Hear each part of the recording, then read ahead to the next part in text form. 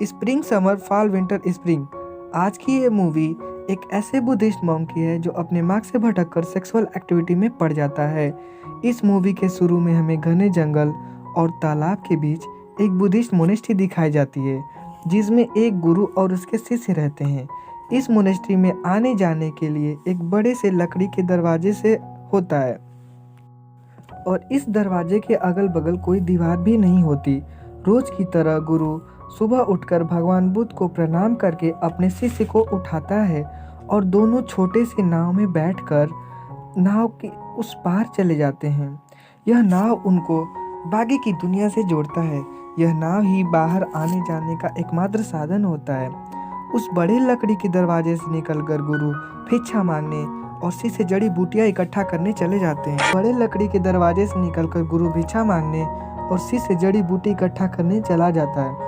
फिर वापस लौटकर गुरु उसे लाई गई जड़ी बूटियों में से सही और गलत का फर्क करना सिखाते हैं, क्योंकि वे जड़ी बूटियां बिल्कुल एक जैसी दिखती हैं। शिष्य के पास एक पेट डॉग होता है जिसके साथ वह सारा दिन खेलता रहता है।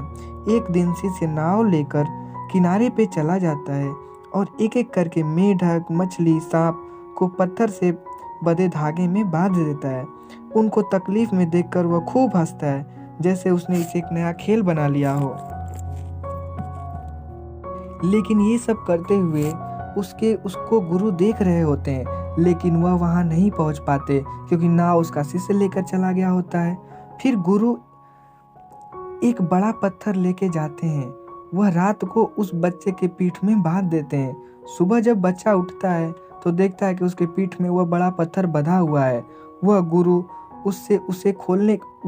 से उस पत्थर को खोलने के लिए कहता है, लेकिन गुरु उसे उन जीवों की याद दिलाते हैं जिन्हें उस लड़के ने बांध दिया था। फिर गुरु कहते हैं कि जाओ उन्हें जल्दी से आज़ाद करो। अगर उनमें से कोई भी जीव मर गया तो उसके दुखों का भार तुम्हें जिंदगी भर उठाना होगा। जब बच्चा उन्हें रिहा करने जाता है तो उनमें से वह सिर्फ मेढक को ही बचा पाता है, बाकी सब आज़ाद करने से पहले ही मर जाते हैं।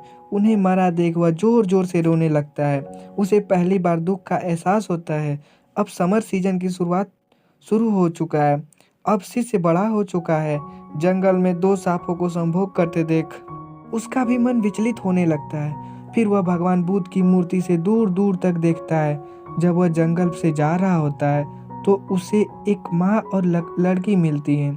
वह माँ अपनी बेटी के इलाज के लिए गुरु के पास आती है। वह शिष्य उसे जब नाव में बिठाकर गुरु के पास ले जाता है। अब रात भर वह सोते हुए उस लड़की को देखता रहता है। सुबह गुरु उस लड़की की माँ को यकीन दिलाता है कि वह जल्द ही ठीक हो जाएगी और वह लड़की को उसी मोनेस्ट्री में छोड़ के चली जाती है। शिष्य धीरे धीरे लड़की की तरफ आकर्षित होने लगता है। एक रात जब लड़की सो रही होती है तो वह शिष्य उस लड़की को छूने की कोशिश करता है। लड़की उसे एक थप्पड़ मार देती है। फिर वह भगवान बुद्ध से माफ़ी मांगने लगता है। वह लड़की उसके कंधों पे हाथ फेरती है। तभी गुरु अचानक उसके पास आ जाते हैं। गुरु जंगल से लाई गई जड़ी बूटियों को देते रहते हैं, जिससे लड़की अब धीरे धीरे ठीक होने लगती है। अब दोनों एक दूसरे से काफ़ी घुल मिल जाते हैं। खेलने कूदने आपस में बहुत घुलने मिल जाते हैं। एक बार तेज बारिश हो रही होती है। वह दोनों आपस में इंटीमेट हो जाते हैं। गुरु से बचकर वे दोनों एक ही साथ सो जाते थे। एक बार गुरु से छिपकर वे नाव पे दूर निकल गए और वहीं पे वे इंटीमेट हो जाते हैं। फिर सुबह गुरु उन्हें देख लेते हैं। फिर गुरु कुछ रिएक्ट नहीं करते। गुरु उस नाव के में होल कर देते हैं। धीरे धीरे नाव में पानी भरने लगता है। दोनों जग जाते हैं। फिर दोनों गुरु से माफ़ी मांगने लगते हैं। गुरु उस लड़की से पूछते हैं क्या वह पूरी तरह से ठीक हो गई है। वह कहती है कि हाँ। फिर गुरु उस लड़की को छोड़कर वापस चले आते हैं। यह देखकर शिष्य आपे से बाहर हो जाता है। वह पूरी रात सो नहीं पाता। रात को शिष्य भगवान बुद्ध की मूर्ति को अपने बैग में भरकर चला जाता है। गुरु उसे देखते रहते हैं, लेकिन वह कुछ भी रिएक्ट नहीं करते। ऑटम सीजन आ जाता है। इस बार गुरु बूढ़ा हो चुका है। हमेशा की तरह गुरु भिक्षा मांगकर खा रहा होता है। तभी उसे पेपर पर एक खबर मिलती है कि एक 30 साल के आदमी ने अपनी पत्नी की हत्या कर दी और फरार हो चुका है। दरअसल वह आदमी उस गुरु का ही शिष्य होता है, जो कि उनको छोड़ के चला गया होता है। फिर गुरु उसके लिए कपड़ा सिलते हैं क्योंकि उन्हें पता है कि शिष्य जरूर उनके पास आएगा। फिर शिष्य दरवाजे पे खड़ा होता है। गुरु उसे नाव से लेने जाते हैं, लेकिन शिष्य गुरु से नजरें नहीं मिला पाता। फिर वह भगवान बुद्ध की मूर्ति को वहीं स्थापित कर देता है। फिर वह उस चाकू जिससे उसने अपनी पत्नी को मारा था, वो जमीन पर गुस्से से कुरेदता रहता है। फिर गुरु उसके गुस्से का कारण पूछते हैं। वह कहता है कि मैंने उसे प्यार किया और उसने मुझे धोखा दे दिया। फिर गुरु उसे समझाते हैं। रात भर उसे नींद नहीं आती। फिर अगले दिन वह सुसाइड करने का प्रयास करता है। फिर गुरु उसे बहुत पीटते हैं और उसे सजा भी देते हैं। फिर गुरु बिल्ली की पूंछ से उसे कुछ हृदय को शांत करने वाले मंत्र लिखने को बोलते हैं।